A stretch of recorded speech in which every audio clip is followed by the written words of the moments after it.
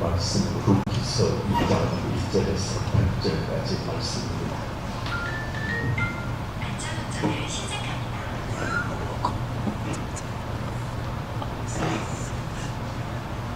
나오미의 남편 엘리멜렉의 친족으로 유력한 자가 있으니 그 이름은 보아스더라.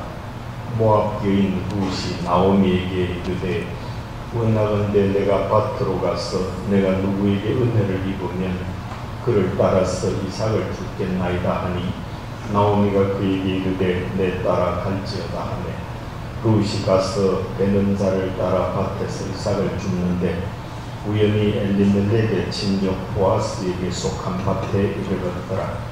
마침 보아스가 베들레헴에서부터 와서 베는 자들에게 이르되 여호와께서 너희와 함께 하시기를 원하노라 하니 그들이 대답하되 여호와께서 당신에게 복 주시기를 원하나이다 하니라. 보아스가 베는 자들을 거느린 사환에게 이르되 이는 누구의 소녀냐 하니 베는 자를 거느린 사환이 대답하여 이르되 이는 나오미와 함께 모압 지방에서 돌아온 모압 소녀인데 그의 말이 나로 베는 자를 따라 단 사이에서 이삭을 죽게 하소서 하였고 아침부터 와서는 잠시 집에서 쉰 후에 지금까지 계속하는 중이니이다. 보아스가 룻에게 이르되 내 따라 들으라. 이삭을 주우러 다른 밭으로 가지 말며 여기서 떠나지 말고 나의 소녀들과 함께 있으라. 아멘.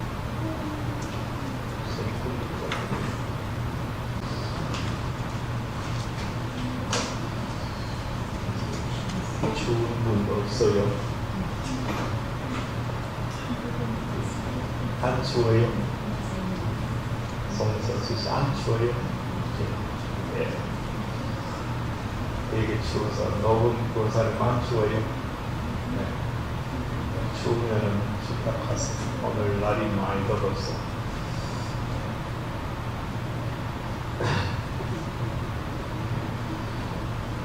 주어진 삶이 어떠하든지 이삭을 줍는 심정으로 최선을 다하는 자에게 룻이 누린 하나님의 복이 임하시기를 주님의 이름으로 축복합니다. 아멘. 나오미가 모압 지방에서 그의 며느리 모압의 룻과 함께 베들레헴으로 돌아왔죠.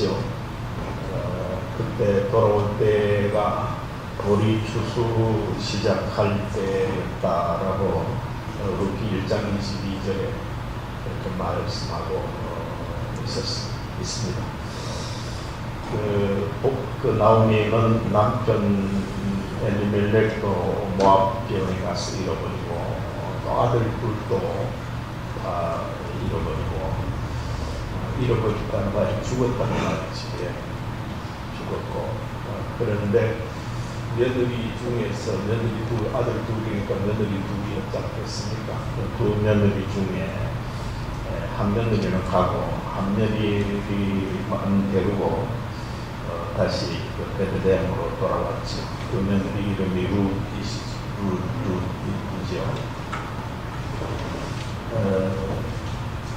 살기 위해서 베들레헴에 아주 가뭄이 많이 들고 그래서 어려워서 살기 위해서 모압 지방으로 갔죠. 모든 걸 다 처분하고 갔었는데 이제 남자들이 다 없어지니까 살기가 힘들었겠죠. 그래서 다시 살기 위해서 모압으로 떠났다가 살기 위해서 다시 고향으로 돌아오는 나옵니다. 근데 그 룻이라는 모압 며느리를 데리고 이렇게 베들레헴으로 돌아왔죠. 당시에 그 가정에 남자가 없이 이삭을 한다는 것은 불가능한 겁니다. 왜냐하면 요즘처럼 직업이 다양하고 그런 것이 아니라 남자들이 주로 농경 생활에서 할 수 있는 그런 거 하고 살았기 때문에 또 여자들이 바깥 일을 하는 풍습이 없었어요. 그래서 여자들이 남자가 없는 여자들은 살아가기가 생활하기가 굉장히 힘들었죠.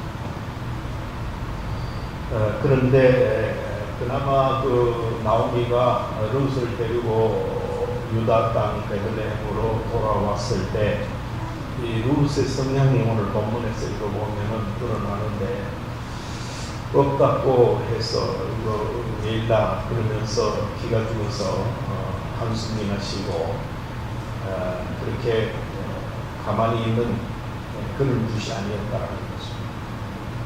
매우 열정적이고 적극적으로 살아가는 그런 삶의 태도를 가졌다라는 거죠. 지금도 마찬가지죠. 사는 방식을 생활하는 방법을 둘로 이렇게 나눠라 그러면은 한 사람은 게으르고 아무것도 하기 싫고 주어진 대로 그저 없으면 안 먹고 있으면 있는 대로 먹고 그냥 그럭저럭 살아가는 그런 스타일이 있는가 하면 어떤 사람은 늘 자기 앞에 맞닥뜨린 문제와 격투를 하는 심정을 적극적으로 살아가죠. 이런 사람이 둘인데 역사를 만들어가고 하나님의 뜻을 이루어가는 사람들은 어떤 사람이냐? 뭐 될 대로 되라 그러고 태만하고 게으르고 그렇게 나약한 모습으로 사는 자가 아니라 모든 환경을 날마다 헤쳐나가고 적극적으로 최선을 다해 살아가는 이런 사람이 역사를 만들고 하나님의 뜻을 이루어가는 거죠. 하나님은 그런 사람을 쓰는 거예요.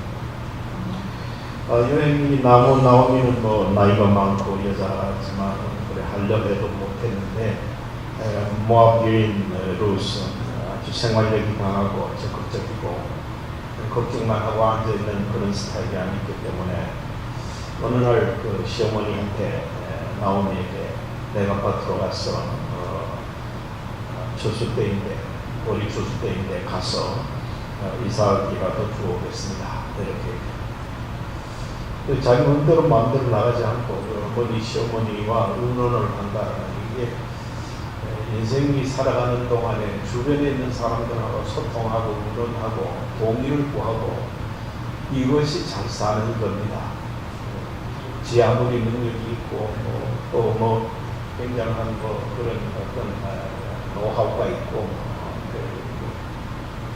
있어도 주변에 있는 구사람들과 서로 의논하고 이거는 이랬으면 어떻겠느냐 그런 생각은 있는데 그러면서 동의를 구하고 서로 협조를 구하고 이렇게 하는 것이 참 삶의 중요한 자세입니다. 잘난 사람일수록 그렇게 하지 않죠.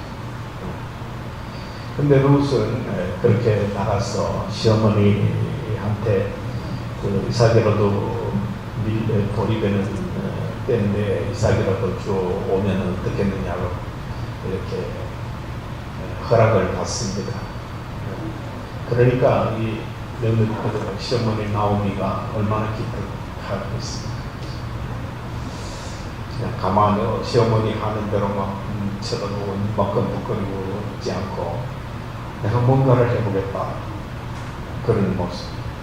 그 시어머니가 볼 때는 굉장히 기특했죠. 그래서 뭐냐?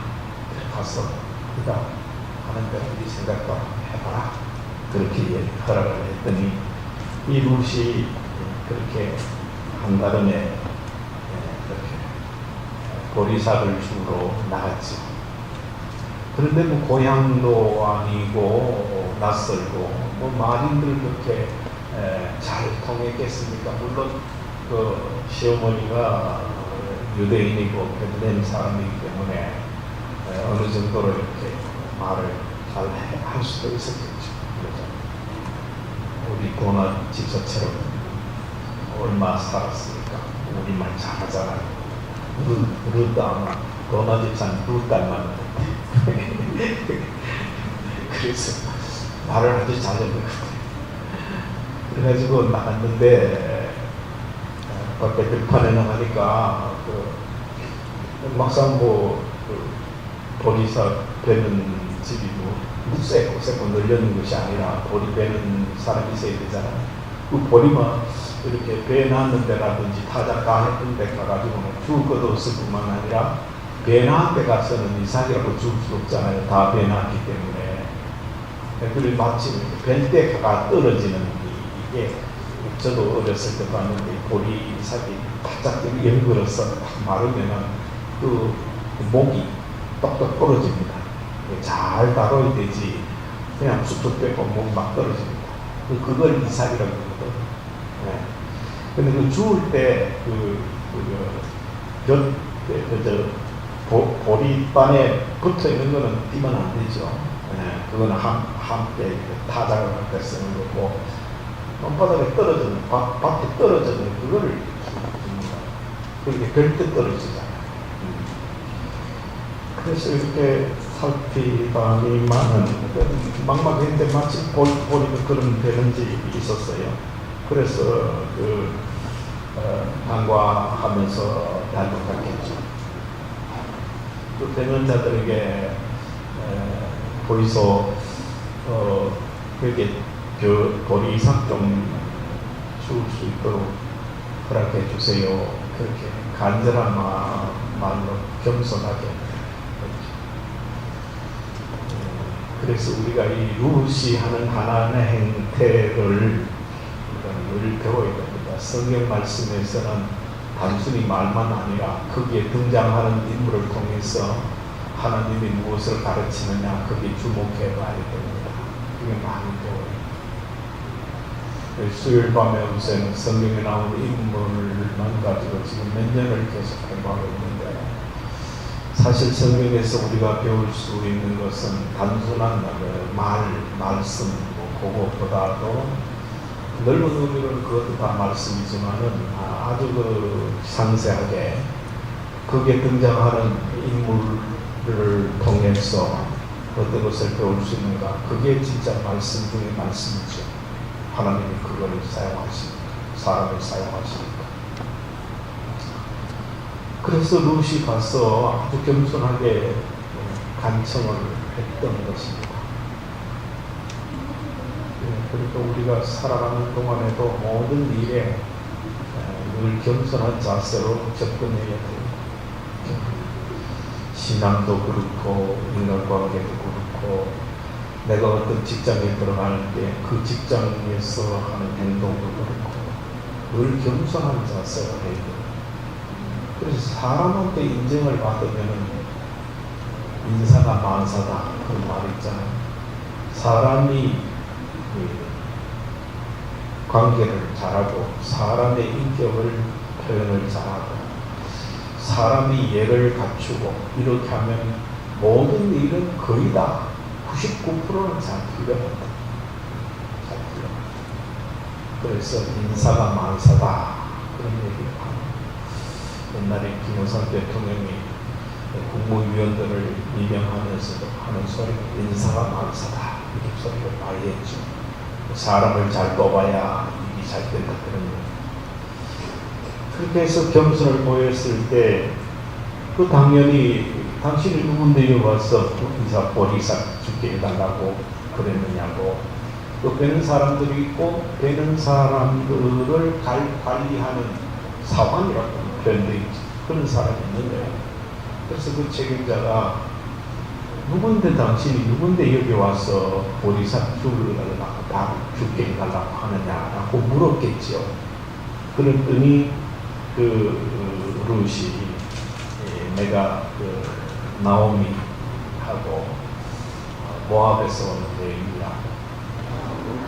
거기에 뭐 성경에는 상세하게 얘기되지 않지만 그렇게 그 얘기를 했겠죠. 혹시 아시는가는 모르겠지만 모압에서 우리 시아버지 엘리멜렉도 죽었습니다. 그리고 내 남편 아들, 시아버지 아들 둘도 죽었습니다. 근데 내가 혼자 시어머니가 안 돼서 혼자 고향으로 왔는데, 그러자 하니 뭐 생활하기 힘들고 해서 내가 시어머니를 돕기 위해서 이삭이라도 죽겠다고 나왔습니다. 이렇게 정중하게 이야기했겠죠. 그러니까 그 소리를 듣고 어떻게 거절을 하겠어요? 사원이 오케이 그래 그러면 주어라 이렇게 허락을 했어요. 그래서 그 밭에서 그 보리를 이삭을 주는데 그때 보통 그 밭주인은 이삭 뺄 때는 보리를 뺄 때는 안 와준다 그래요. 사환에게 시키고 직접 이제 우리나라에도 옛날에 왜 종들도 있지만 종을 관리하는 종이도 있잖아요. 그런 것처럼 거기에 맡겨놓고 이제 너무 지나치게 간섭하면은 안 좋겠다 싶어서 보통은 안 온다 그래요. 밭에 보리 뺄 때. 그런데 이상하게도 그 밭주인이 보아스잖아요. 보아스인데 보아스가 그 밭에 왔는 거예요. 그래서 보아스가 보니까 물론 뭐 다른 여인들도 있고 뭐 보리가 있는데 지상 죽기 위해서 있었겠죠. 그런데 낯설은 여자분이 있는 거예요. 물론 이 보아스는 나오미의 소식을 들어서 알고 있었죠. 왜냐하면 보아스와 엘리멜렉, 나오미의 남편 엘리멜렉과는 친족 관계였어요. 친족. 좀 가까웠던가 보죠. 그래서 이제 모든 유산 같은 거를 서로 살려주는, 도와주는 그 책임을 지는 그런 관계가 되려면 상당히 좀 이렇게, 물론 빠지서 아무도 없을 때는 먼 사람도 그렇게 되지만은, 기업을 물을 자로 서로 관계하려면 그 중에서 가까운 사람이에요. 그래서 이 보아스가 와서, 보리 베는 데서 와서 봤더니만은 낯선 여인이 있어서 물었죠, 사환에게. 저희는 누구지? 이렇게 물으니까 이 사환이 그렇게 아까 룻이 조금 얘기했던 것처럼 상상의 얘기를 하거나, 그 다음에 덧붙여서, 이 사환이 덧붙여서 보아스에게 보고를 하기를, 참 안뜰하고 부지런합니다. 아침에부터 와서 하면서 잠시 우리 점심시간에 잠시 쉬는 시간에 집에 갔다 온 이유가 나도 한 번도 뭐 막고랑이와 안고 뭐 이런 거 없이 그냥 계속 꾸준하게 그렇게 일하고 있습니다. 아주 좋은 이미지로, 칭찬하는 이미지로 그렇게 보아스에게 얘기를 합니다. 그러더니 보아스가 그 얘기를 듣고 오늘 읽은 8절에 룻에게 내 딸아 그렇게 얘기합니다. 굉장히 친근한 표현이죠. 아무리 뭐 이렇게 룻아 그랬다든지 뭐 여인아 그랬다든지 소녀야 그랬다든지 그렇게 하지 않고 딸아 그렇게, 이것은 굉장히 친근하게 표현합니다. 그래서 부르면서 다른 밭으로 가지 말고 여기서 계속 주우라 이렇게 합니다. 오늘 본문이 길까봐 계속 그 읽지만 했는데 저 13절까지 읽어보면 굉장히 이제 보아스와 룻의 대화가 일어납니다. 그래 보아스 남자의 룻이라는 소리 듣고 내가 안다 너를 안다 너 시어머니 혼자 시험 데리고 왔으면서 그래도 네가 그 공양하기 위해서 이렇게 이삭 주로까지 나오는 걸 보면 정말 기쁘하다. 그렇게 해서 하나님이 그 밑에 보면은 참 그 날개 아래 왔는데 너를 그렇게 품어줄 것이다. 하나님의 날개 아래 그렇게 아주 굉장한 그 칭찬과 어떤 확인시켜주는 담보적인 말로 그렇게 얘기를 하죠. 그렇게 룻에게 굉장한 뭐랄까요? 안도감 내지는 편안함. 아, 이제는 걱정 없겠다.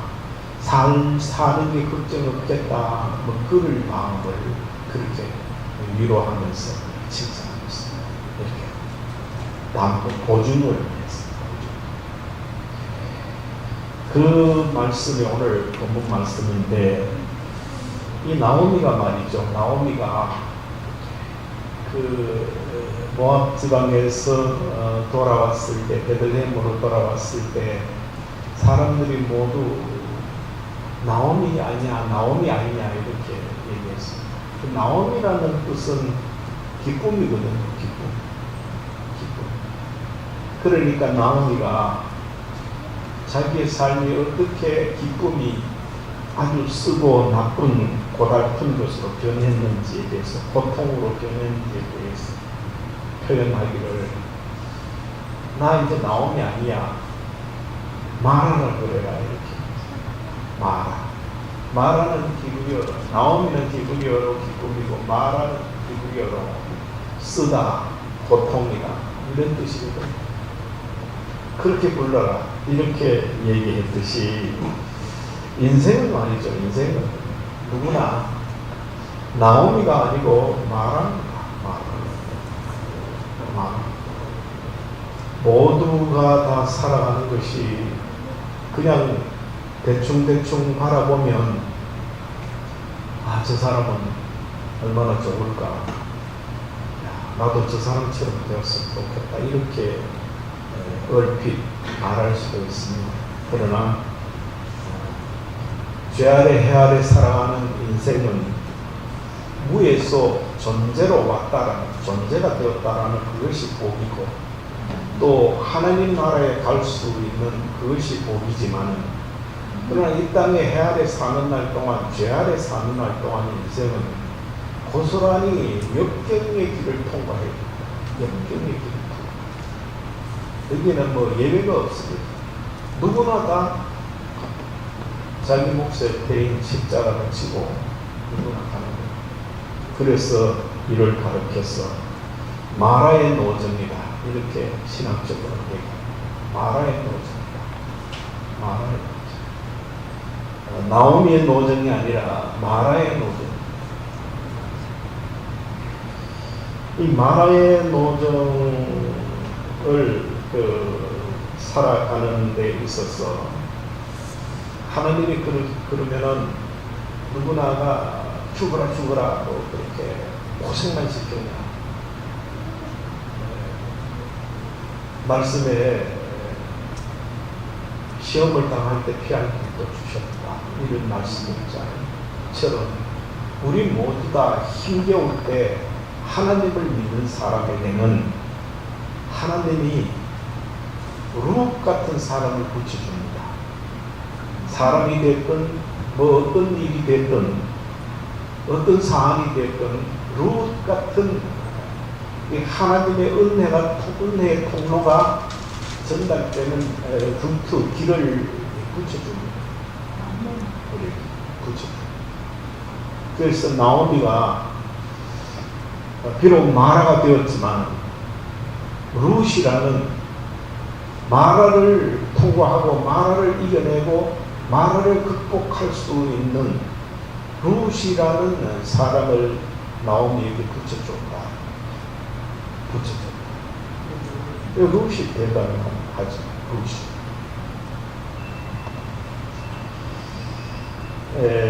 그래서 룻은 자기 남편도 여의였지만 홀로 된 어머니와 함께 모압을 떠나 유다 베들레헴으로 왔을 뿐 아니라 시어머니를 동양하려고 보리 이삭이라도 죽겠다는 열정을 보였을 때, 그를 하나님이 그를 통하여 룻이 하나님의 은혜에 잡힌 바 된 자로 사용하셔서 나오미까지 이렇게 살리는 역사. 우리 인생 모두들 다 마라의 노정을 겪고 있는데 룻 같은 사람을 붙여주어서 마라의 역정이 다시 나오미의 노정으로 변화되어가는, 그렇게 헤쳐나가고 자기를 지탱해가고 하나님을 믿는 자로서 끊임없이 변함없이 줄곧 저 높은 것을 향하여 치받는 발걸음, 치받는 발걸음, 내리받는 발걸음이 아닙니다. 그리스도인들은 항상 오르막길을, 저 높은 곳을 향해서 올라가서 그 동천인 것처럼 올라가는 삶을 삽니다. 독수리같이 올라가 독수리같이 우리 항상 올라가는 삶을 삽니다. 믿지 않는 사람은 이 세상에 살고 아무리 삐까뻔쩍하게 살아도 자기마다 내리막길을 걷어요. 갈수록 저 낮은 곳으로 처박혀 있는 사람입니다. 그래서 우리 그리스도인의 삶을 산다는 게 대단히 중요합니다.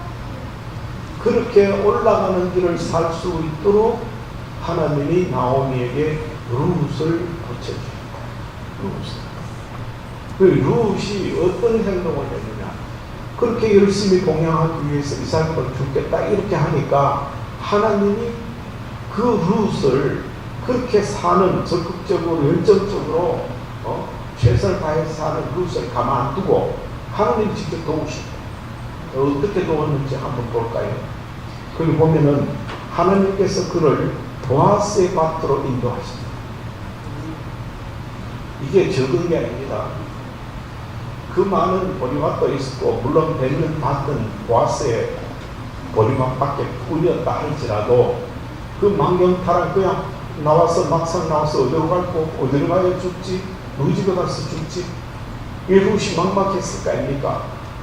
그런데 그 타이밍이 탁 맞아서 룻으로 하여금 보아스의 밭에 죽을 수 있도록 인도하십니다. 이게 우리 인생 살아가는 날 동안에도 이런 우연인 것 같지만은 하나님이 우리의 삶을 간섭합니다. 룻같이 살아가는, 이삭이라도 죽겠다라는 그 열정과 그 알뜰한 삶을 살아가려고 힘쓰는 자에게, 높은 곳을 향하여 오르막길을 걸으려고 하는 사람에게 하나님께서 기가 막힌 타이밍으로 도와주십니다. 그래서 우리는 우연이 없습니다. 그리스도인에게는 우연이 없습니다. 그래서 때를 따라 최선을 다하는 자에게 하나님께서 그때마다 탁 붙여줘서 해결할 거는 해결하고 부족하신 것 채우시고 문제는 해결하고, 넘을 거는 넘고 건널 거는 건너고 보호할 때는 보호해 주시고, 아파서 견딜 수 없을 때는 위로해 주시고, 갈 길을 몰라 방황할 때는 인도해 주시고, 하나님은 우리를 끊임없이 눈동자같이 지켜보았습니다.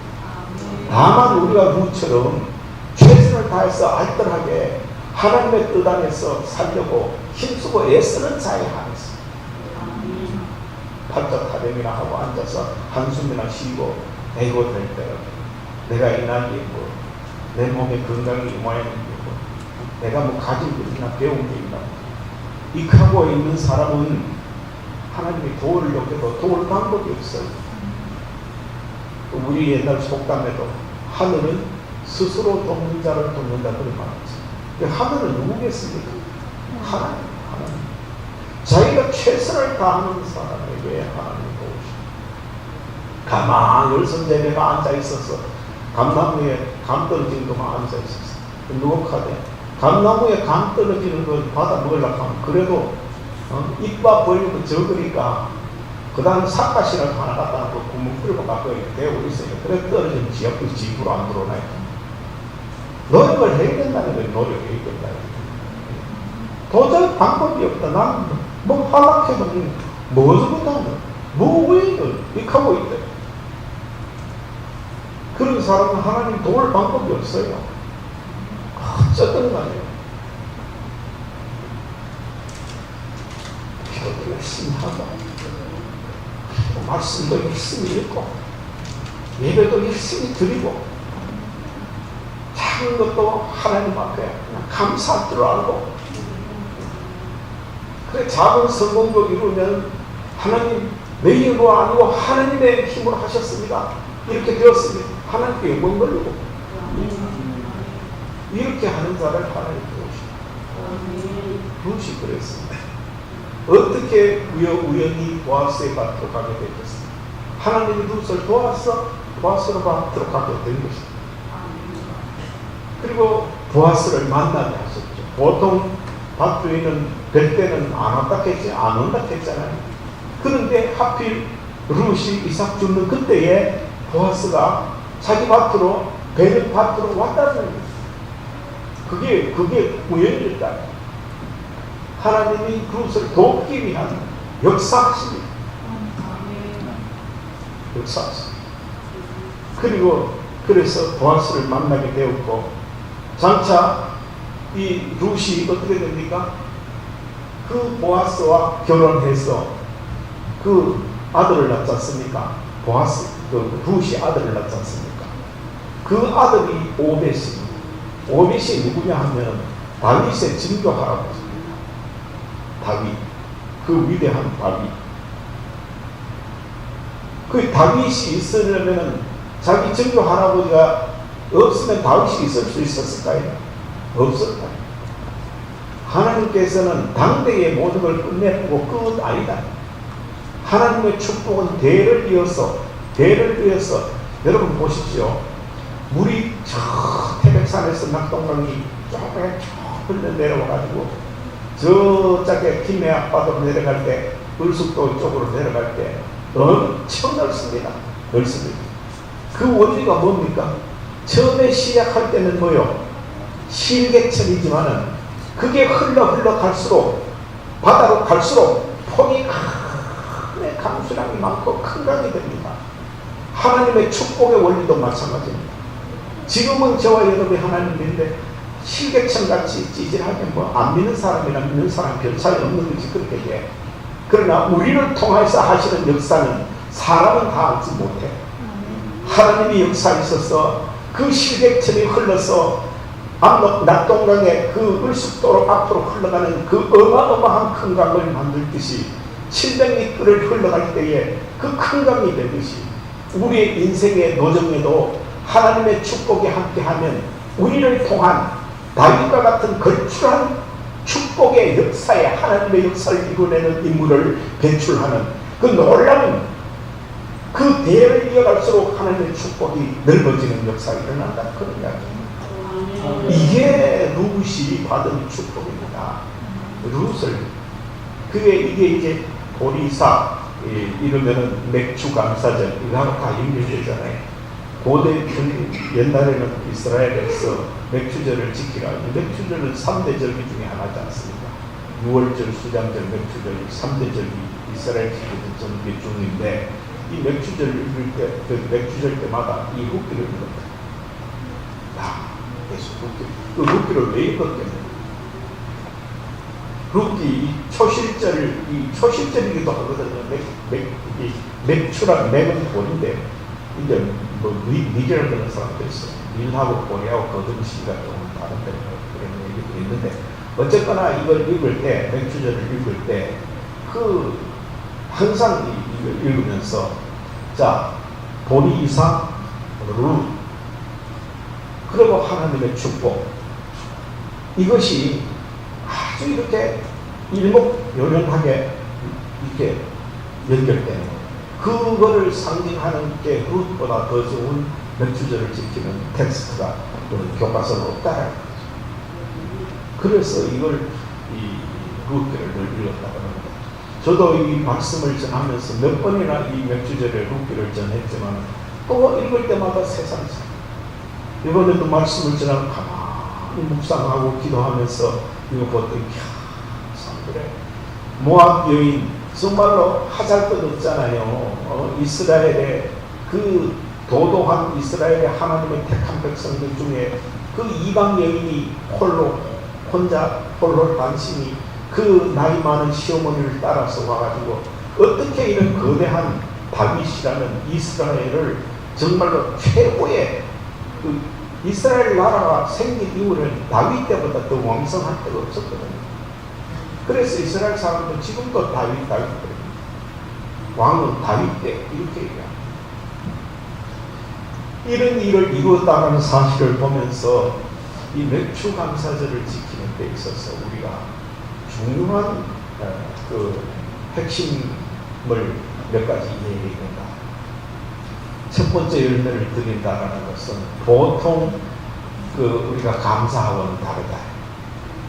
보십시오. 보리를 가을에 갑니다. 보리를 가을에 갈아서 겨울을 지냅니다.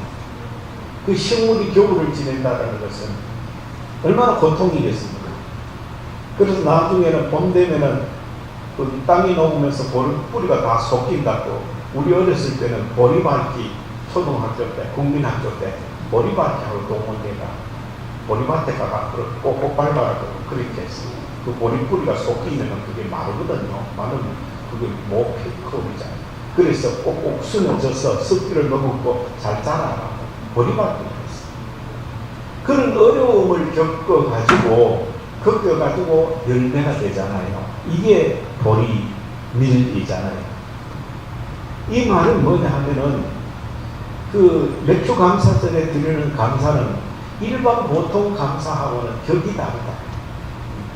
그 깊이가 다르다. 그 짙음이 다르다. 우리가 많은 것들을 역경을 통하여서 이렇게 지나가는데 터널 같은 역경은 우리가 희망이 있습니다. 동굴 같은 역경은 그건 안 믿는 사람에게 있는 역경은 희망이 없습니다.